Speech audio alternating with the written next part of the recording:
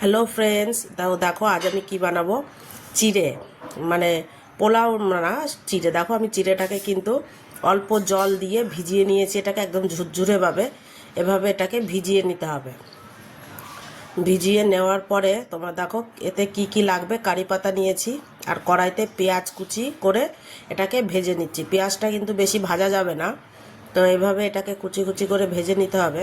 তার জন্য আরও মশলা আছে দেখো। এবার বাটিতে কিন্তু একটা লেবু রস বানিয়ে নিয়েছি। লেবুটাকে বীজগুলো ফেলে দিতে হবে।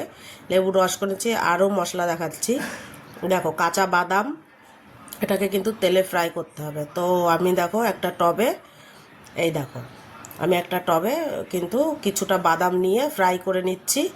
এইটা এবার দেখো পেঁয়াজগুলোতে লবণ দিয়ে দিলাম, সামান্য একটু চিনি দিতে হবে, একদম অল্প চিনি। আর দিতে হবে হলুদ। দেখো হলুদ দিয়ে দিলাম পেঁয়াজে। গ্যাসটা কিন্তু এই টাইমে লো থাকবে, একদমই হাই করবে না। তো দেওয়ার পরে এবার এটাকে পুরো মিক্সড করে নেব। মিক্সড করে নেওয়ার পরে এদিকে কিন্তু আমার বাদামটা দেখো হয়ে গেছে, বাদামটা আমার ফ্রাই হয়ে গেছে। এবার এটার মধ্যে লেবুর রসটা দিয়ে দেবো। দেখো লেবুর রসে যে লেবুর বীজটা রয়ে গেছে ওটা ফেলে দিয়ে ওটা দিয়ে এটাকে ভালো করে মিশিয়ে নিতে হবে। মিশিয়ে নেওয়ার পরে অনেক কাজ আছে এগুলোতে, দেখো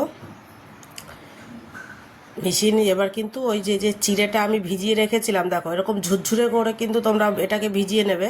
এটা যেন একদম গলে গলে, মানে বেশি গিলা গিলা ভিজালে কিন্তু ভালো, এরকম ঝরঝরে করে করতে হবে। এবার ওতে যে বাদামটা ভেজে রেখেছিলাম সেটাই তেল সমেতই দিয়ে দিলাম। তোমরা বাদামটাকে কিন্তু ভেঙেও দুখণ্ড করে দিতে পারো, তা আমি গোটা গোটাই দিয়ে দিয়েছি। এবার এটাকে পুরো মিক্সড করে নিতে হবে। তোমরা কিন্তু এর ভিতরে দেখো কারি পাতাটা এবার দিয়ে দিলাম। কারি পাতাটা দিয়ে এভাবে একটু মিশিয়ে নিতে হবে। তোমরা কিন্তু এর ভিতরে অনেক কিছুই দিতে পারো, যেমন ধরো আলু, মটরশুঁটি, গাজর, অনেক কিছুই দিতে পারো, কিশমিশ। এইগুলো দিয়ে যদি আলু কিছু যদি না থাকে, শুধু আলুও ওটাকে ডুমো ডুমো করে কেটে তেলে ফ্রাই করে এর ভিতরে দিয়ে দেবে। এত টেস্টি লাগবে খেতে, কি বলবো বন্ধুরা, দেখতেই পাচ্ছ। এবার দেখো এটা পুরো মিক্সড কিন্তু হয়ে গেছে সুন্দর করে, দেখতেই পাচ্ছ। একদম যেন কোনো দিকে সাদা থাকবে না, পুরো হলুদটা বা মশলাটা যেন সব দিকে পুরো মিক্সড হয়ে যায়। এবার দেখো এদিকে আর একটা মেন ইনগ্রিডিয়েন্ট, দেখো আমি এখানে একটু নারকেল কুড়িয়ে নিচ্ছি। নারকেল যেটা আমরা খেয়ে থাকি, এটা দেখতেই পাচ্ছ। এই নারকেল কোরানিটা এতে মেন কাজ করবে। দেখো নারকেলটা আমার কোড়া হয়ে গেছে, মানে কোরানো বলতে ঘিসনিতে ঘিসে নিতে হবে। নিয়ে এবার ওটাতে মিক্স দিয়ে দেবো, দিয়ে মিক্সড করতে হবে। দেখো এটা দিয়ে দিয়েছি, দেওয়ার পরে এটাকে এবার মিক্স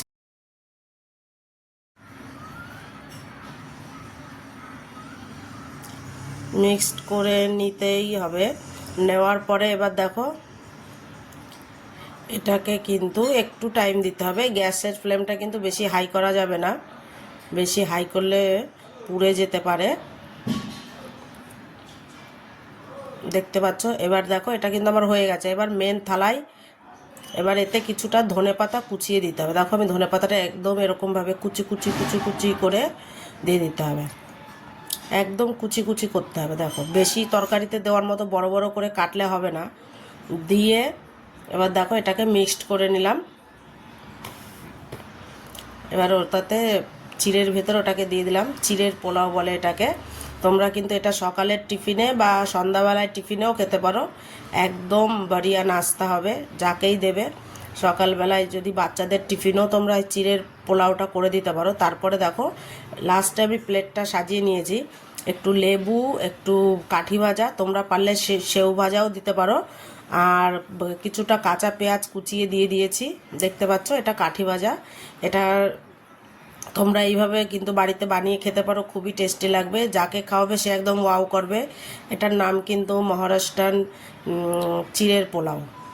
তোমাদের যদি ভালো লেগে থাকে অবশ্যই এটা বাড়িতে করে লাইক, কমেন্ট, সাবস্ক্রাইব করতে একদমই ভুলবে না।